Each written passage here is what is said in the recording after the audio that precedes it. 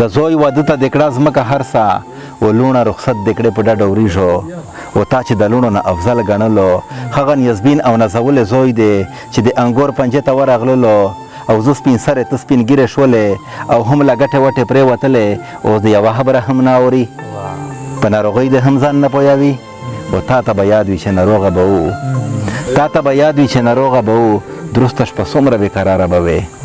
په قرضو سر به وې بېدمه به وې که څو تش لاسه بېروزګره به وې و لوڼه د مال د پردي کور ګڼلو لوڼه د مال د پردي کور ګڼلو زوی د سرو سپینو مالک بللو و تا چې د سرو سپینو مالک یادوو هغه نیازبین او نازولی زوی دی لاړو بیبي شیرین خپل کړو رانه او مونږ د خدای په اسرا پرېښودلو لاړو بیبي شیرین خپل کړو رانه مونږ د خدای په اسرا پرېښودلو چې خواږه دي که ترخه دي په شراب راوغږېږه چې خواږه دي که ترخه دي په شراب راوغږېږه دغه نورې کیسې پرېږده په دې باب راوغږېږه او د جنګونو له خبرو مې ذره چاودلې کېږي د جنګونو له خبرو مې ذره چاودلې کېږي د یو څو دقیقې یاره په رباب راوغږېږه ګرانو مینوالو ستړي مشي احترامات نیکې هیلې مو ومنئ په دغه امید چې روغ جوړ او خوشحاله به وئ آریان د وړ یم خپرونه د هنداره لکه څرنګه چې تاسو ته پته ده چې موږ د تل په څیر دا هڅه کړې ده چې د هندارې په سکرین تاسو ته داسې د کار او د معیار ادیبان لیکوالان شاعران در وپېژنو نو نن په دغه لړ کې راغلي یو بنوګل ته چرته چې انعام الله انعام صاحب ژوند کوي نو نن به د انعام الله انعام صاحب او سره د شاعرۍ په هکله خبرې اترې کوو او ستاسو دپاره به شاعري هم ترې ناروو نو راځئ ملګرو چې انعام الله انعام صاحب ته په خپل پروګرام کې غرقلی ووایو په ټولو ناول زه په خپل پروګرام هنداره کې انعام الله انعام صاحب تاسو ته مینه هرکلی ستړي ماشي ویان ستړی ماشي ډېره مننه اریان داود صاحب زه مو ډېر مشکور یم چې د هنداره ملګري بنګل ته راغلل او دا غوندې موږ سره یې ناسته پاسته وکړه او د هنداره دا کار وزیار په دې اساس هم د ستاینې وړ دی چې تاسو کلی په کلی چوک په چوک حجره په حجره ګرځئ او هغه شاعران ادیبان زموږ د سوشل میډیا کتونکو ته او ملګرو ته ورپېژنئ کوم چې د ډېر بخوره هسې د سکرین د مخ نه فنا پاتې شوي دي هسې خو انعام الله انعام صاحب تاسو په ادبي دنیا کې د انعام الله انعام په نوم پېژندل کېږئ که زموږ مینوالو سره مو خپله لنډه شان پېژندګلو وکړه چې ستاسو خپل نام څه دی د کوم کلي سره متعلق دی او تعلیم مو تر کومه حده کړی زما نوم انعام الله دی کلمی نوم انعام کروم نو د شعر و د ادب نامه مې انعام الله انعام دی د ولید صاحب نامه مې بهادر نواز خان دی او د هټک صاحب هلمندان کوټ کا قاضیان بنو سره تعلق لرم تر کومه حده پورې چې د تعلیم خبره ده نو ایم ای پښتو مې د بنو یونیورسټۍ نه کړې ده او دا غوندې د ګولډ میډل اعزاز مې ترلاسه کړی دی دې نه پس مې بچهان یونیورسټۍ چرسده کې داخله واخیسته او د هغه ځای نه ما ام فیل وکړو او د ام فیل موضوع مې وه د بشرپوهنې په رڼا کې د بنو د ولسي سندرو جایزه او دا مې چې ترلاسه کړه نو دې نه پس نن سبا د پېښور یونیورسټۍ نه د پی ایچ ډي سکالر یم او پی ایچ ډي کوم پخوا خو تعلیمي سلسله زه ایس ایس ټي پاتې شوی یم لاس کاله خو دې نه پس جون 2019 کې د پبلک سروس کمیشن خیبر پښتونخوا په سفارشاتو باندې د پښتو ماهر مضمون وټاکلی شوم او نن سبا د بنو په یو هایر سیکنډري سکول کې حکیم حبیب کې د 11 او 12 جماعت ماشومانو ته د پښتو ژبه او ادب ورښایم مننه انعام صاحب نو هغه کوم وخت و چې تاسو باقاعده د شاعرۍ آغاز وکړو یعنې باقاعده مو د شاعرۍ لیکل پیل کړل ریان صاحب ډېره رنګینه زمانه وه د کلی دور و او ما د بنو ډګري وان کالج نه فرست ایئر کې داخله واخیسته او همدغه زمانه ده چې 2000 1999 کې ما د شاعرۍ آغاز کړی دی. صحیح. نو داسې کوم ادبي صنف دی، نظم دی، غزل دی، نثر دی چې تاسو ته زیات خوند درکوي او زیات مو کار هم پکې کړی؟ اریان داوړ صاحب نظم او نثر خو دواړه لیکمه. بنیادي دی په نثر کې د خوښې موضوعات مې تحقیق دی، ځکه چې زمونږ په سیمه کې ډېر داسې خواره واره معلومات پراته دي چې هغه راټولول غواړي او هغې ته د کلم ژبه، د کلم څوک ورپېژندل غواړي. نو په دې اساس باندې زه ګرځم او په زمونږ په ټولنه کې په شاوخوا کې د بن په مضافاتو کې چې کوم خواره واره فکرونه تر ننه پورې پراته دي، کومې ته چې موږ ذهني یادښتونه ویلی شو، نو زیاتره زما فوکس په دې باندې دی. خصوصا زه د هرې سیمې د فوک ادب راغون کړم او هغې ته د کلم ژبه ور زده کړم. تر دې دمه مو انعام الله انعام صاحب څومره شاعري کړې ده؟ چاپ آثار لرئ؟ کتاب مو شته؟ چاپ مو دی یا نه دی چاپ؟ په آینده کې مو څه نیت اراده شته د چاپ کولی او که نه؟ اریان داوړ صاحب خاصه خو زما شاعري د مینې په نوم باندې مینه مسوده پرته ده او په ځینو کاڼو کې رګونه نه وي او ځینو وریاضو کې باران نه وي او په دې اساس باندې ډېره زما شاعري پرته ده. او زه ادبي دوا خو نه لرم، خو دومره ضرور ویلی شم چې که ژوند وفا وکړه او دې کتابونو ته زه د کال لیک جمع پر غاړه کړم، نو داسې 18 کتابونه خو د شعرونو جوړېږي د نثر نه سوا. صحیح. خدای دې وکړي چې تاسو دې ته وتوانېږئ یو کتاب چاپ کړئ. داسې کوم ادبي تنظیمونه دي، ټولنې دي چې هغې سره تاسو ناسته پاسته کوئ، یعنې باقاعده مو تعلق وي ورسره؟ اریان صاحب دلته خو ماشاءالله په بنو کې تر څه حده پورې ادب په غورځنګونو دی. زه به دا ووایم چې داسې یوه سیمه به نه وي چې په هغه کې یوه ادبي ټولنه قرار ونه لري. او دا غوندې د بنو په هره ټولنه کې موجودیت یقیني کوم او په بنیادي توګه خو زه د منډان پښتو ادبي ټولنې پیداوار یم او نن سبا د صدر په حیث باندې فعالیت ترسره کوم. او دې نه سوا زموږ چې کومه مرکزي ټولنه ده هغه تنقیدي ټولنه بنو دی چې په بنیادي توګه پښتو ادبي ټولنه بنو او تنقیدي ټولنه بنو د ټولو ټولنې مور ګڼل کېږي. صحیح. داسې کوم شخصیت استاد چې تاسو ورنه متاثره وئ یا ادبي زده کړې ترېنه کړي؟ د کالج په زمانه کې هو زمونږ یو ډېر قدردان ورور و، د هغه نه مې ابتدایي زده کړې کړې دي. او دې نه سوا زمونږ یو مکتب پرایمري سکول و، نو فلک ناز خان چې د په ادبي دنیا کې د عادل سبوهلوي صاحب په نوم باندې قرار لري، دا دلته زمونږ په سکول کې د پرایمري استاد په حیث کار کولو. نو تر اوسه پورې که زه دا ووایم چې په ادبي دنیا کې زما یو باضابطه استاد پاتې شوی دی، نو هغه یو واحد ادبي شخصیت عادل سبوهلوي صاحب دی. صحیح. انعام صاحب د پروګرام په دې شیبو کې نظمونه او غزل مسلسل در ناروم ولې چې ګرمي هم زیاته ده، وخت هم مختصر دی، خبرې وشولې، نو زموږ مینوالو ته مو که غزل ډالۍ کړل دا به زیات خوند وکړي. مننه. نو غزل به درته یو نوې غزل ووایم. ارشاد ارشاد. چې زنه سړي د خپله لاسه خپل عمرونه بایلي. زنه سړي د خپله لاسه خپل عمرونه بایلي او په نه خبره د ژوند پاتې بهارونه بایلي. څه زبردسته. په نه خبره د ژوند پاتې بهارونه بایلي او زنه سړي د خپله لاسه خپل عمرونه بایلي. او د پښتانو د ناپوهۍ به درته څه وایم؟ د پښتانو د ناپوهۍ به درته څه وایم؟ مرلې ګټي خو په بدل کې سرونه بایلي. څه زبردست. بیا اورم. د پښتانو د ناپوهۍ به درته څه وایم؟ د پښتانو د ناپوهۍ به درته څه وایم؟ مرلې ګټي خو په بدل کې سرونه بایلي. او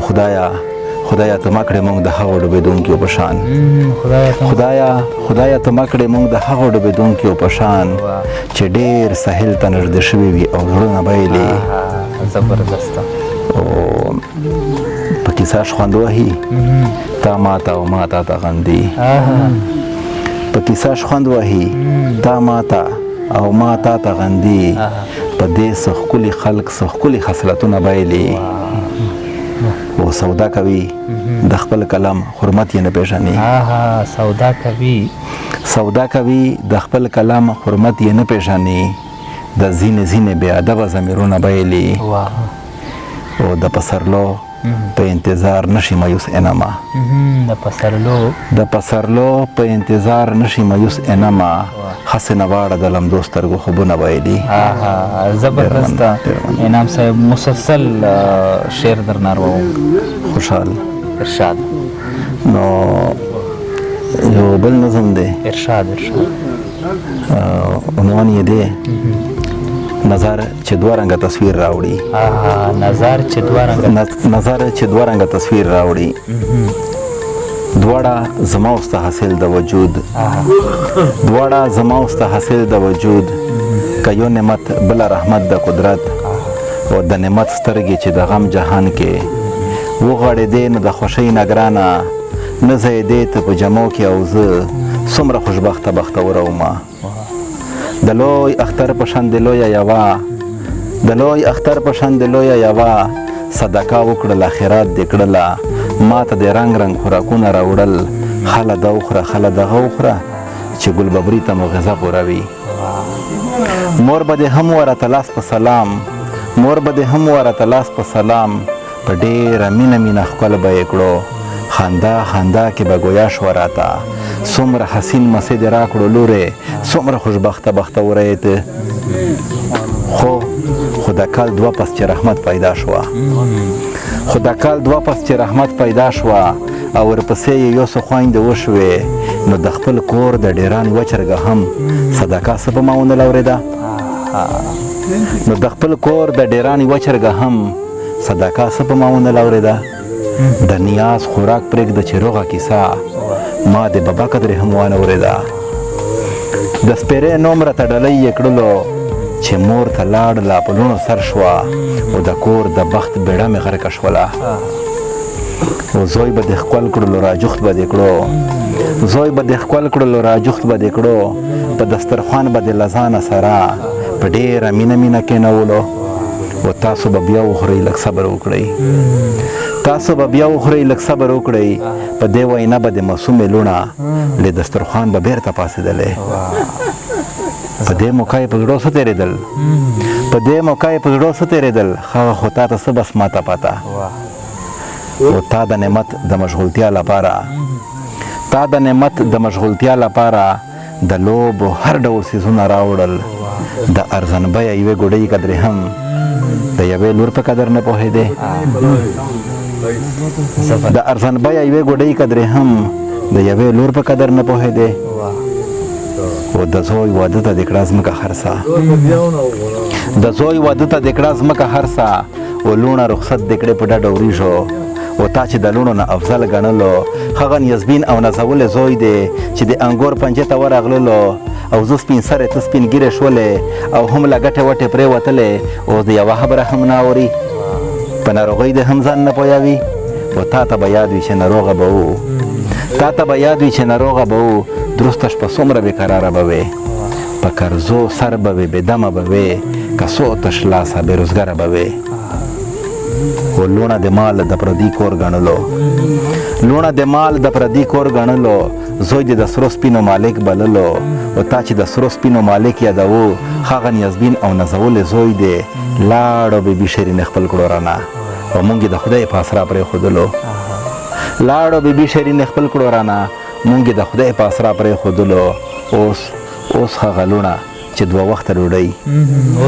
اوس هغه لوڼه چې دوه وخته ډوډۍ په مړه ګډه دې پرې نه لورېده اوس هغه لوڼه چې په عید ادینه ورته جامې دې په نه زړه کولې اوس هغه لوڼه د میاشت سر په اخر د ډېر څه سره رادرومي درته د تا د هر یو فریاد سره سسېږي اوښکې له سترګو ځنې هر یوه وایي د خپل زړه له صدقه به بچي وې ته هم خفه چې نه شې د تا د روغ صحت علاج دپاره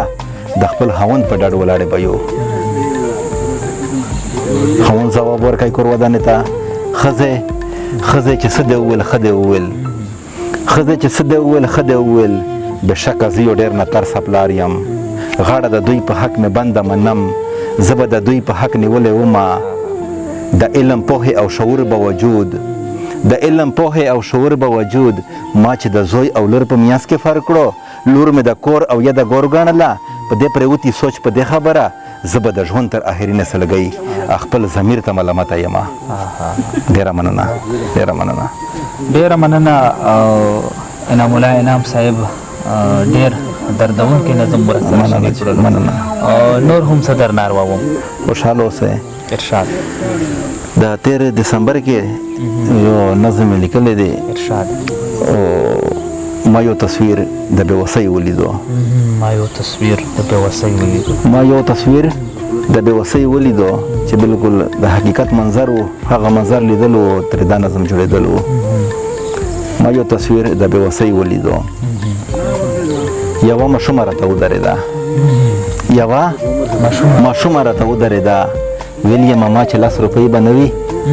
یم وږې شوی یوه روټۍ پرې اخلم ما ویل لورجانې بسمل ولې نشته خو فقط دومره راته ووایه چې بابا دې چېرته دی او څه کار کوي ولې په سوال مجبوره شوی یې ته ویې هغه خو رانه خدای خپل کړی ځکه په سوال مجبوره شوی یم ما وی د سر ځای هم لرئ او که نه ما وی د سر ځای هم لرئ او که نه ویې موږ دومره بختور چېرته یو کله په یو کله بل کور کې اوسو ما وی چې مور دې هم ژوندۍ ده که نه ما وی چې مور دې هم ژوندۍ ده که نه ویې بېشکه چې هغه ژوندۍ ده د یو او بل کور خدمتونه کوي او په دې هم مو ډوډۍ نه ماتېږي ما وی چې وروڼه هم لرې او که نه ما وی چې وروڼه هم لرې او که نه اوښکې په سترګو کې وګډېدې ویې هغه خو له ما هم وړه دي خار کې پودنه او دنیا خرڅوي ویې هغه خو له ما هم وړه دي خار کې پودنه او دنیا خرڅوي او مخامخ عشمه راته ودرېده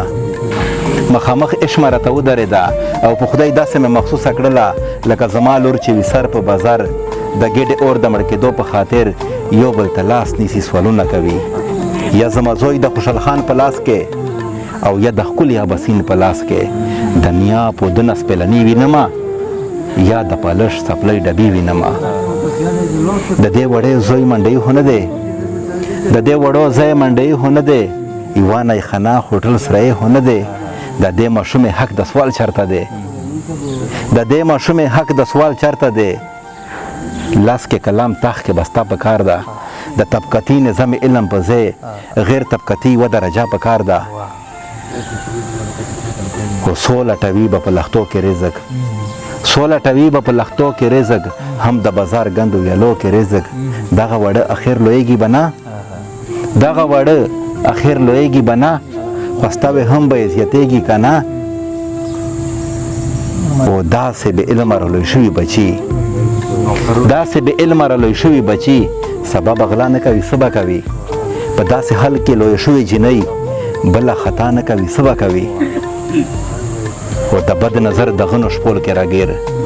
د بد نظر د غنو شپول کې راګیر دغه معصوم ذهنیت مه ګرموئ زما او ستا بچي که داسې لوی شي هم به دغه ترېنه امید کېدی شي د وخت حاکم دې خوبولی ولې د وخت حاکم دې خوبولی ولې د ریاست څه حق جوړېږي که نه چې دا بې پلاره او بې موره بچي دا در په در او د بې کوره بچي د خپلې غېږې په امان کې لوی کړي ښه یې پالنه ښه روزنه وکړي که نه وي نو سبا ته ای انعامه د دې معذور او بېلارې ذهن د وخت حاکم او ریاست مجرم دی د هر فساد راټوکوونکی دی دی د هر مقتول قتل دی هم ملزم دی د هر مقتول قتل دی هم ملزم دی مننه انعام صاحب د پروګرام پر آخري شپو کې یو بل غزل در ناروم بیا به خپله مرکه راغونډوو خوشحاله اوسئ غزل دی چې که وګورې خپل ځان ته د خپل خیال په آینه کې که وګورې خپل ځان ته که وګورې خپل ځان ته د خپل خیال په آینه کې کړې ټیټ بخپل چشمان له خپل جمال په آینه کې زبردست خو ته هم د خپلو زلفو د ښایست په تماشا شې ته هم د خپلو زلفو د ښایست په تماشا شې له سره دې چې پرېوځي کله شال په آینه کې او یقین لرم زه هم به د خیالونو کې ګرځېږم یقین لرم زه هم به د خیالونو کې ګرځېږم دا زه دې چې تل وینم د خیال په آینه کې زبردست او دا زه دې چې تل وینم د خیال په آینه کې او د ځان سره مسکې شي څه په ژبه باندې وایي د ځان سره مسکې د ځان سره مسکې شي څه په ژبه باندې وایي جانان چې ګوته کېږدي په خپل خال په آینه کې زبردست او جانان چې ګوته کېږدي په خپل خال په آینه کې او د سر د ګرولو فرصت نه لرم ملګرو د سر د ګرولو فرصت نه لرم ملګرو په ما مخ کتلی نه دی پورا کال په آینه کې زبردست او پښتون که ډېر کمزوری شي مغول ته نه ټیټېږي پښتون که ډېر کمزوری شي مغول ته نه ټیټېږي پښتون ته که څوک ګوري د خوشحاله په آینه کې او بالا کمونه نفاق ورکړل ای انامه بلها کمونه نفاق ورکړل ای انامه که وګورې تاریخ یې د زواله په آینه کې زبردست انعام صاحب ډېر ښکلي غزل او نظمونه مو را سره شریک کړل د پروګرام په دې آخري شیبو کې به زمون مینوالو ته او د ځوان کل ته تاسو څه پیغام ورکول غواړئ زمونږ مینوال او کتونکي خو ماشاءالله ښه بشعوره دي د تعلیم په ګاڼه ښکلي دي خو بیا هم که د ادب د یو ادنا خادم په صفت باندې دوی ته څه پیغام ورکول غواړم او دوی راسره پرې اتفاق کوي نو هغه به دا وي چې دوی ټوله توجه په خپله مطالعه باندې یقیني کړي خپله ټوله توجه په تعلیم باندې مرکوزه کړي او دې سره سره د ټولنې د خیر ښېګړې فلاح او بهبود او وسیع البنیه د ګټې لاسته راوړلو دپاره خپل فکر وکاروي او خپلو شاعرانو او ادیبانو وروڼو ته به دومره قدرې پیغام ورکړم چې دوی د ګل او د بلبل د زلف او د رخسار شاعري ډېره وشوه د موضوعات ډېر وڅېړل شول نو که لږ د مجاز خوردونه پرېږدي او خپل شاعري ته لږ د حقیقت جمع ورغاړه کړي نو دا به په نوي نسل باندې یو لوی احسان وي ځکه چې زموږ ټولنه په یو داسې دور نه تېرېږي